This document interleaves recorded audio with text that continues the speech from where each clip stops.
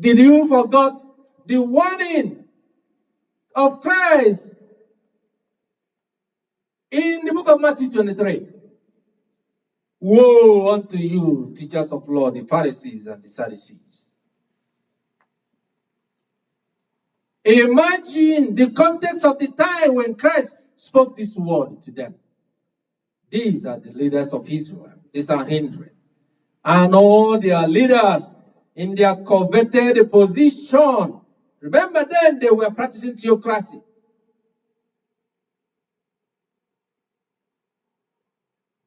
You talk about the freedom of expression to challenge the government and its rules and tell them they're coming down, your days are numbered.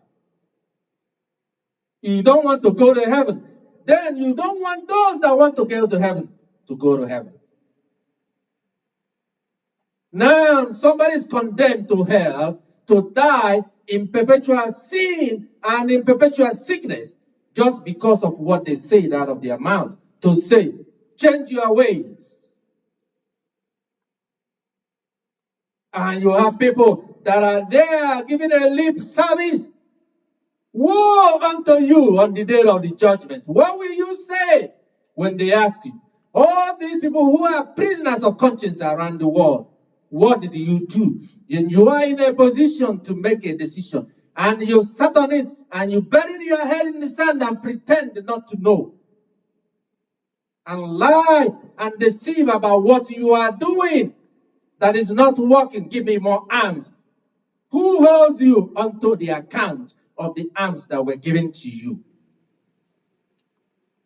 Government that is laundering money among themselves to perpetuate wickedness and evil. You sell the arms to them. And you use the government to distribute the arms to the rebels and people that create chaos and unsecured to give you a platform and an avenue for you to be a thief. When the Lord says, thou shalt not steal, thou shalt not covet your neighbors.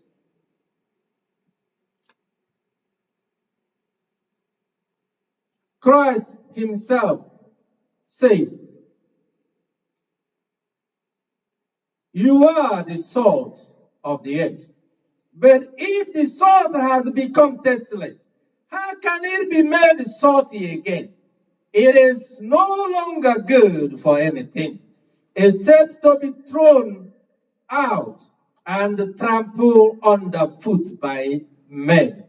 You are the light of the world, and a city set on a hill cannot be hidden, nor does anyone light a lamp and put it under a bucket, but on the lampstand, and it gives light to all who are in the house. Let your light shine before men in such a way that they may see your good works and glorify your Father who is in heaven. Verse 17, critical. Do not think that I came to abolish the law. What did God Christ say? Do not think that I came to abolish the law or the prophets. I did not come to abolish, but to fulfill. And this is where they give it a context that is not related to what Christ was trying to teach them.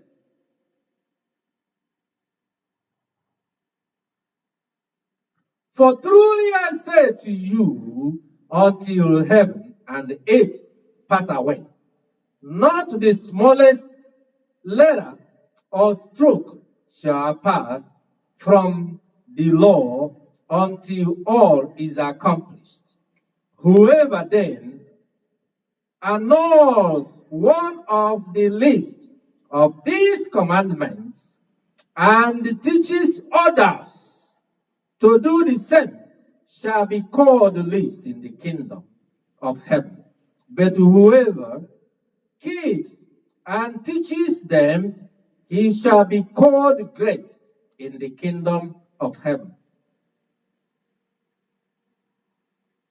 For I say to you that unless your righteousness surpasses that of the scribes and the Pharisees, you will not enter the kingdom of heaven. That's the word of the Lord. And that is the spiritual law. No man of God can free you or release you from this curse of the Lord.